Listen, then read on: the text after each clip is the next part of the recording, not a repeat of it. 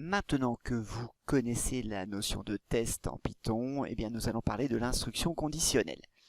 Donc voici tout d'abord sa structure.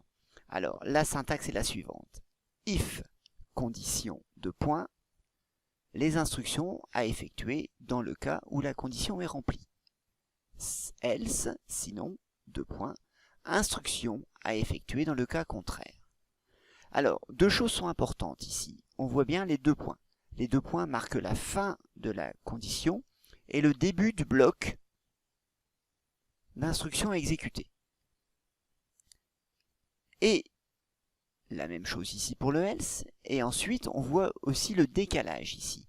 On a ce qu'on appelle une indentation. Donc ce décalage est d'une tabulation. Une tabulation, ça correspond à 4 espaces.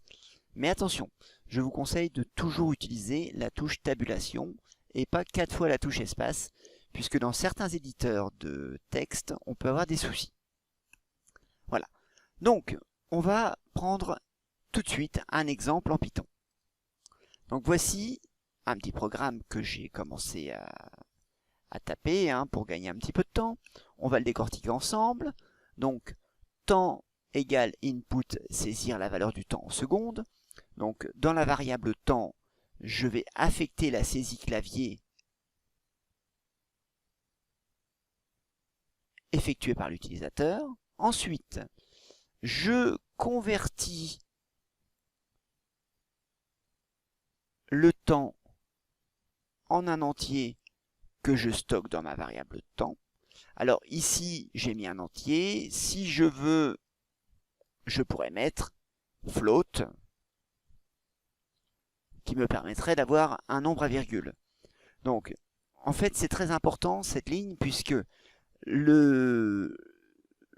la saisie clavier renvoie toujours une chaîne de caractères. Donc il faut bien transformer cette chaîne de caractères si on veut pouvoir la comparer à un nombre ou effectuer les calculs avec. Donc maintenant, si temps est supérieur à 10, eh ben, j'effectue les deux lignes de code qui sont ici. Sinon, j'effectue les deux lignes de code ici. Donc on regarde, si temps est supérieur à 10, le temps est supérieur à 10 secondes, print, donc j'affiche encore, il vaut 10 secondes. Alors, nous allons tout de suite tester ce code. J'ai ma boîte de dialogue. Si je mets 12, ok. Le temps est supérieur à 10 secondes, il vaut 12 secondes. Donc, la condition est vraie, j'ai exécuté le premier bloc. Je relance mon programme. Saisir la valeur du temps en secondes, je mets 8. Ok.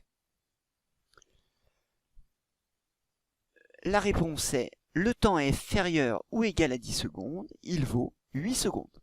En effet, ma condition était fausse. Je n'ai pas exécuté ce bloc de code, je suis passé directement au else et j'ai effectué ce bloc de code. Et voilà, vous savez tout.